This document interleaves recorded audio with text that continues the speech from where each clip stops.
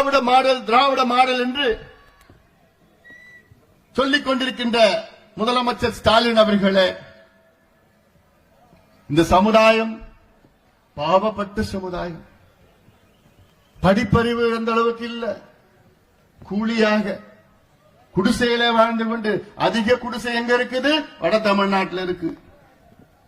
அதிக படிப்பறிவு இல்லாத மாவட்டங்கள் எங்க இருக்குது? வட தமிழ்நாட்டில் இருக்கு. ஹியூமன் டெவலப்மெண்ட் இண்டஸ்ட்ரீஸ் எதுல குறைவா இருக்கிறது?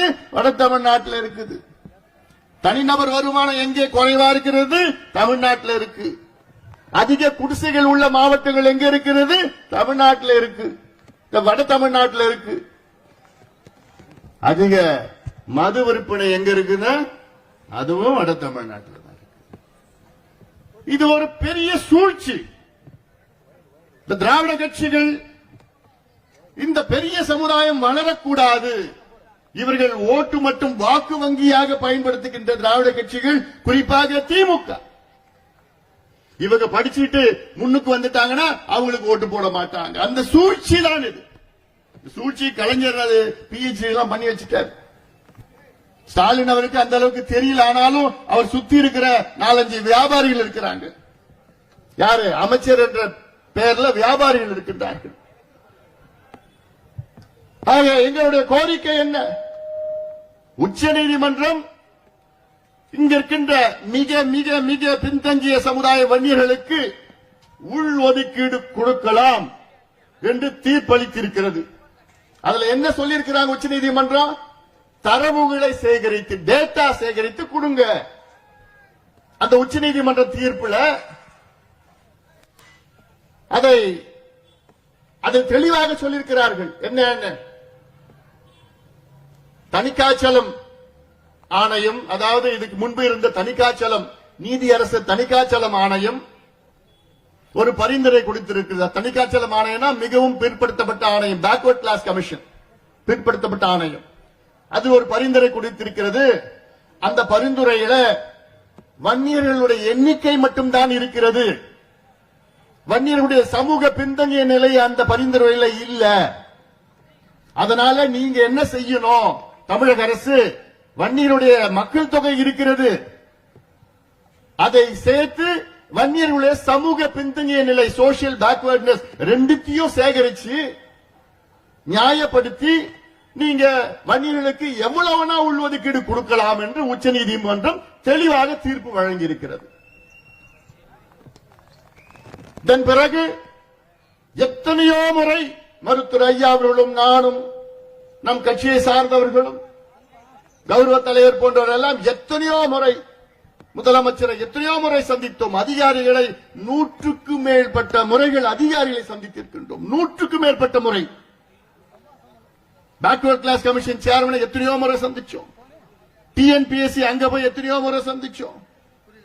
எவ்வளவு கோரிக்கைகள், ஐயா கடிதங்கள் எல்லாமே.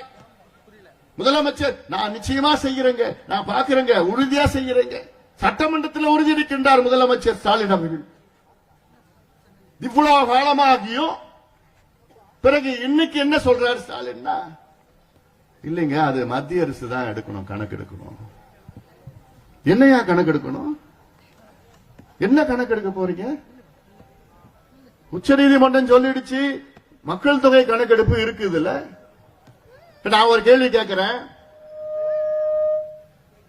20% எம்பிசி, அதுல எப்படி கொடுத்தாங்க?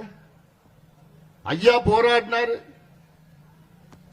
21 உயிர்களை நாம் இழந்தோம்.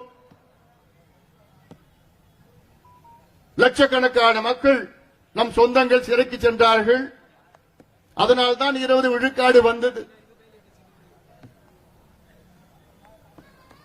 ஆனால் அதில் 20 விழுக்காடு எப்படி கொடுத்தார்கள் என்றால், இதற்கு முன்பு இருந்த அம்பாசங்கர் ஆணையம் வழங்கிய பரிந்துரை, அதற்கு முன்பு இருந்த சட்டநாதன் ஆணையம் வழங்கிய பரிந்துரை, 1931 நடந்த ஜாதிவாரி கணக்கெடுப்பு நடந்த அந்த பரிந்துரை எல்லாம் சேர்ந்து எக்ஸ்ட்ராபுலேட் பண்ணி ஜனார்தனம் ஆணையம் அதில் வழங்கிய பரிந்துரை எல்லாம் சேர்த்துதான் உள்ஒதுக்கீடு கொடுத்தாங்க. 20 விழுக்காடு அதற்கு முன்பு கொடுத்தார்கள், 89 கொடுத்தார்கள். அப்போ 20 விழுக்காடு எம்பிசி உள்ஒதுக்கீடு நீங்க ஏத்துப்பீங்க. ஆனால் அதற்குள் இருக்கின்ற வன்னியர்களுக்கு 10% உங்களுக்கு டேட்டா கிடையாது. எல்லாமே ஒரே பரிந்துரை தான். அருந்ததியர்களுக்கு 3 விழுக்காடு உள்ஒதுக்கீடு அதே பரிந்துரை தான். இஸ்லாமியர்களுக்கு 3.5 விழுக்காடு உள்ஒதுக்கீடு அதே பரிந்துரை தான். 20% எம்பிசி கொடுத்தது அதே பரிந்துரை தான். ஆனால் வன்னியர்களுக்கு மட்டும் எங்களுக்கு டேட்டா இல்லை. எவ்வளவு பெரிய ஒரு மோசடி தமிழ்நாட்டில் ஸ்டாலின் அவர்கள் தலைமையிலே நடந்து கொண்டிருக்கிறது. எவ்வளவு பெரிய மோசடி! இதெல்லாம் சாதாரண மோசடி கிடையாது. விட போறது கிடையாது. ஏன்னா நம்ம வாழ்க்கையே என்ன? வாழ்க்கையே போராட்டம் தான், போராட்டம் தான். போராட்டம் போராட்டம் போராட்டம். ஐயா 45 ஆண்டு காலம் போராட்டம் போராட்டம் போராட்டம். ஏன்னா இவர்களுக்கு அந்த புரிதல் கிடையாது. புரிதல் இருக்கு, ஆனாலும் மனசு கிடையாது. இது செஞ்சுட்டா இவங்க எல்லாம் படிச்சுட்டு முன்னுக்கு வந்துருவாங்க. இவங்க எல்லாம் அப்படியுமே இருக்கணும். குடிசையில இருக்கணும், மாடு மேய்க்கணும், ஆடு மேய்க்கணும், குடிச்சிட்டு இருக்கணும், அப்படியே இருக்கணும். தங்கிய குடிச்சிட்டு இருக்கணும், அப்படியேதான் இருக்கணும். இது ஓட்டு வங்கி, வாக்கு வங்கி.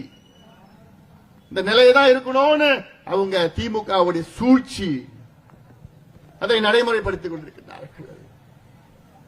அதனால நான் கேட்கின்றேன் முதலமைச்சர் ஸ்டாலின் அவர்களே, உண்மையிலே நீங்க சமூக நீதி பத்தி பேசுறீங்கன்னா, திமுகவுக்கும் சமூக நீதிக்கு சம்பந்தம் இருந்தா இந்நேரம் நீங்க அதை கொடுத்திருப்பீங்க. அந்த பேப்பர் கொடுப்போம். நான் அதுல சிலது அவங்களுக்கு படிக்கணும். படிச்சேன்னா தேதி வாரியா என்ன நடந்தது உங்களுக்கு நான் தெரியப்படுத்தும். அதாவது சமீபத்தில் பாத்தீங்கன்னா சில திமுக பொய் புழுகிகள், அவன் தொழிலே பொய் பொழுகிறது. என்ன பொறுத்த வரைக்கும் சில பேர் அதுல இருக்கிறாங்க, கொஞ்சம் பேர் என்ன பொறுத்த வரைக்கும் அவன் முட்டா பசங்க, அவங்க அறிவு கிடையாது. ஆனா பொய்ய அப்படியே திருப்பி 10 முறை ஒரு பொய் சொல்ல உண்மையாயிடும், மக்கள் நம்பிடுவாங்க. அதுதான் கோயபிள்ஸ் பிரச்சாரம். கோயபிள்ஸ் பிரச்சாரம்னா ஒரு பொய்ய 10 முறை சொன்ன சொல்லி சொல்லி சொல்லி அது உண்மை நினைச்சுப்பான். நம்ம மக்கள் பாவம், அது தெரியாது. அதுக்கு இதுதான் சொல்லிட்டு இருக்கிறான். உங்க ரூம போட்டு ஸ்கெட்ச போடுறான் உள்ள உட்காந்துக்கிட்டு. என்னன்னு, நீ இதுல இந்த பொய்ய நீ பதிவு பண்ணு.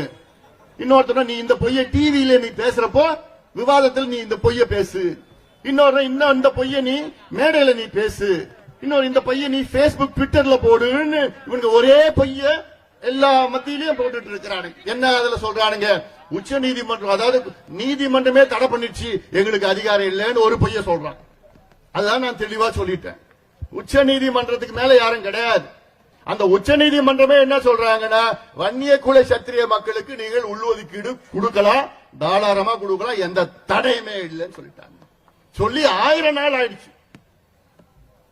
அந்த அடிப்படையில் தான் தமிழ்நாடு பிற்படுத்தப்பட்ட ஆணையமே ஒரு ஜியோ போட்டு இருக்கு.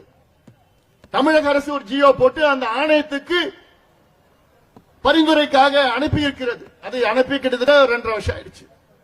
எல்லாம் எவ்வளவு இன்னும் அதை பத்தி பேசணும்னா எவ்வளவு பேசலாம். இன்னொன்னு பொய்ய இப்ப இந்த பொய் புழுகிகள் என்ன சொல்லிட்டு வராங்கன்னா, இது தேர்தல் வருது, தேர்தலுக்காக இவனுங்க அப்பப்ப போராடுவாங்க. படுபாவிகளா, உங்க நாக்கே அழுகிட்டு வந்தா அவங்களுக்கு. தேர்தலுக்கு இதுக்கு என்ன சம்பந்தம்? தேர்தல் வரும் போவோம்.